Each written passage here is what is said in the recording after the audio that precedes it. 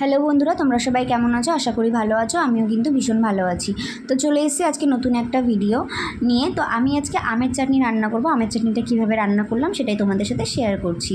তো প্রথমে আমি আমগুলোকে ভালো করে ধুয়ে নিয়ে কড়াইতে শুকনো খোলায় আমি 5 ফোড়ন আর শুকনো লঙ্কা ভেজে নেব। ভালো করে ভাজা হয়ে গেলে ওই কড়াইতে আমি তেল ঢেলে দেবো। তার উপরে ফোড়ন দেবো, শুকনো লঙ্কা, 5 ফোড়ন, সর্ষে আর তেজপাতা।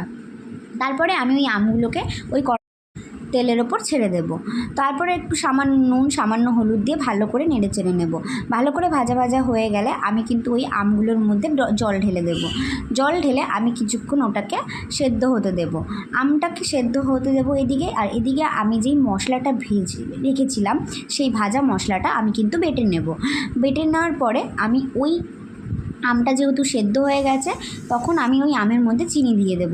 চিনিটা যে যার যার স্বাদ মতো দেবে চিনিটা। আমি একটু বেশিই দিয়েছিলাম।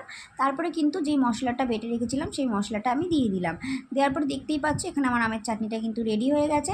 যদি ভিডিওটা ভালো লেগে থাকে বন্ধুরা, একটা লাইক, কমেন্ট, শেয়ার আর সাবস্ক্রাইব করে দিও। টাটা, দেখা হবে পরের ভিডিওতে।